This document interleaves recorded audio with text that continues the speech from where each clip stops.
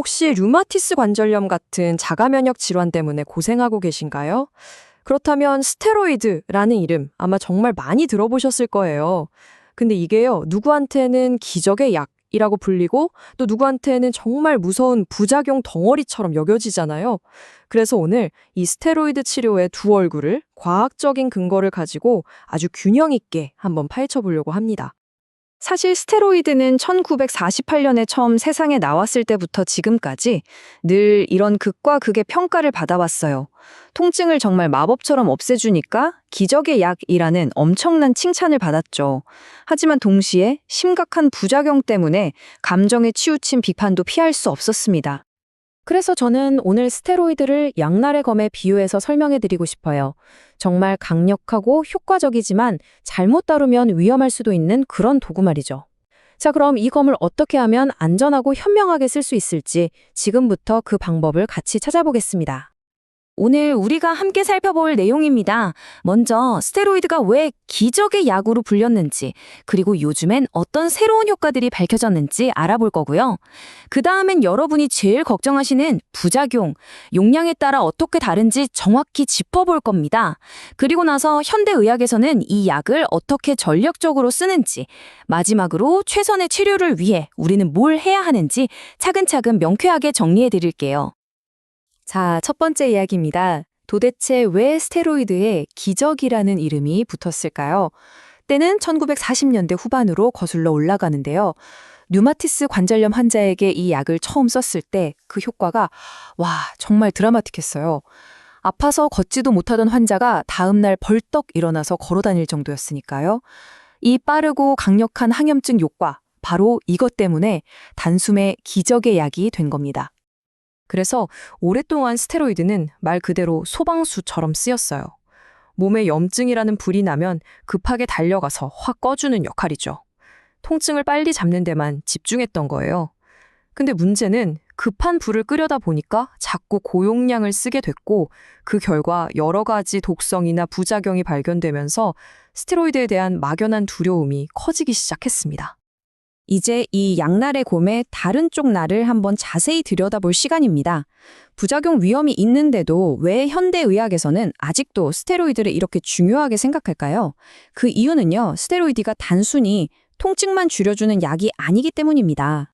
자, 여기서 진짜 중요한 개념이 하나 나옵니다. 바로 DMARD. 영어로는 DMARD라고 하는 질병조절 항류마티스 약제라는 건데요. 이게 뭐냐면요, 그냥 아픈 거 가라앉히는 약이 아니에요. 질병 자체가 나빠지는 걸 막고 관절이 망가지는 걸 억제하는 훨씬 근본적인 약입니다. 최근 연구를 보니까 우리가 쓰는 저용량 스테로이드가 바로 이 DMARD 역할을 한다는 게 밝혀진 거죠. 이게 핵심입니다. 저용량 스테로이드는요, 그냥 염증만 가라앉히는 게 아니라 엑스레이를 찍었을 때 보이는 관절 손상, 그러니까 뼈가 깎여나가는 것 자체를 막아주는 효과가 있다는 거예요. 근데 더 놀라운 건 뭔지 아세요? 약을 끊고 몇 년이 지나도 이 관절 보호 효과가 쭉 이어진다는 연구 결과까지 있다는 겁니다. 대단하죠? 물론입니다. 부작용 당연히 걱정되죠.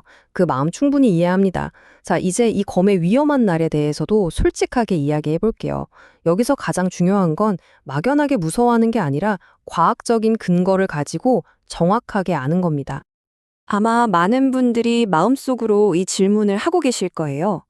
그래, 저용량은 괜찮다는데 진짜 부작용이 하나도 없는 걸까? 제가 딱 잘라 말씀드릴게요.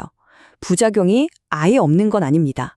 하지만 그 위험의 종류와 심각성이 고용량 쓸 때랑은 정말 완전히 다릅니다. 우리가 흔히 듣는 스테로이드의 무서운 이야기들은요, 대부분 과거에 고용량을 썼을 때 경험에서 나온 것들이에요. 하루에 30mg 이상씩 쓰면 감염이나 골다공증, 당뇨 위험이 확 올라가죠. 하지만 요즘 류마티스 치료에서 주로 쓰는 저용량, 그러니까 하루 7.5mg 이하에서는요, 부작용 위험이 있긴 하지만 훨씬 낮고 대부분 관리가 가능한 수준이에요. 오히려 약을 써서 염증을 잡는 게 병 때문에 생기는 다른 위험을 줄이는 효과가 더 클 수도 있습니다. 여러분, 이 숫자 7.5mg 꼭 기억해 주세요. 프레드니솔론이라는 약 기준으로 하루에 7.5mg 이하. 이게 바로 의학적으로 말하는 저용량의 기준선입니다. 내가 먹는 약의 용량이 이 기준보다 높은지 낮은지를 아는 것만으로도 부작용에 대한 막연한 불안감을 많이 덜 수 있어요. 그러면 저용량을 오래 썼을 때 우리가 신경 써야 할 부작용은 뭘까요? 체중이 좀 늘거나 잠을 설치거나 피부가 얇아져서 멍이 잘 드는 증상이 생길 수는 있어요. 또 길게 보면 백내장이나 녹내장 위험, 그리고 감염 위험이 아주 약간 올라갈 수도 있습니다. 근데 여기서 중요한 건 뭐냐면요. 이런 위험이 모든 사람에게 꼭 나타나는 게 아니라는 점, 그리고 정기적으로 검진받으면서 충분히 관리할 수 있다는 점입니다.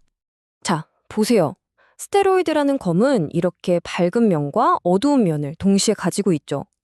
그렇다면 현대의학의 전문가들, 즉 의사들은 이 까다로운 검을 어떻게 하면 이렇게 슬기롭게 또 전략적으로 잘 사용하고 있을까요? 요즘 전략의 핵심은 바로 이 세 단계에 있습니다. 첫째, 브리징, 우리말로 하면 다리 놓기 전략이에요. 진짜 주력으로 쓸 약들은 효과가 나타나기까지 시간이 좀 걸리거든요. 그 시간 동안 스테로이드가 먼저 투입돼서 심한 염증을 빠르게 잡아주는 다리 역할을 해주는 거죠. 둘째, 테이퍼링.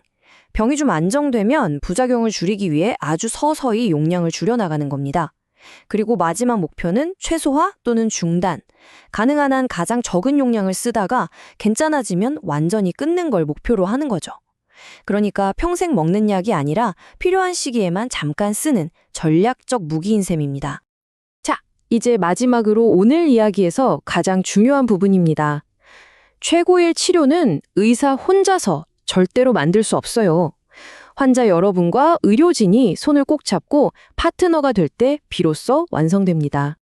치료의 최종 결정, 그 핵심은 바로 이겁니다. 이익, 위험 비율을 내게 맞게 개인화하는 것.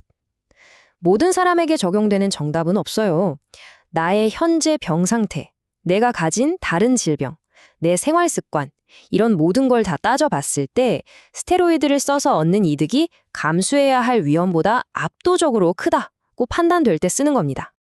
그래서 담당 의사 선생님과 이런 이야기들을 정말 적극적으로 나누셔야 해요. 선생님, 저의 이익 위험 비율은 어떤가요? 부작용은 앞으로 어떻게 체크하게 되나요? 뼈 건강을 위해 칼슘이나 비타민 D는 어떻게 챙기는 게 좋을까요? 혹시 열이 나거나 하면 어떻게 해야죠? 이런 구체적인 계획을 함께 세우는 것, 이게 바로 가장 안전하고 효과적인 치료로 가는 지름길입니다. 오늘 긴 설명을 마무리하면서 여러분께 이 질문을 한번 던져봅니다. 스테로이드는 막연한 공포 때문에 무조건 피하기만 해야 할 약일까요? 아니면 이 약의 두 얼굴을 정확히 이해하고 전문가와 함께 현명하게 사용해야 할 아주 강력한 무기일까요? 기억하세요. 두려움보다 더 강한 힘은 바로 정확하게 아는 것에 있습니다.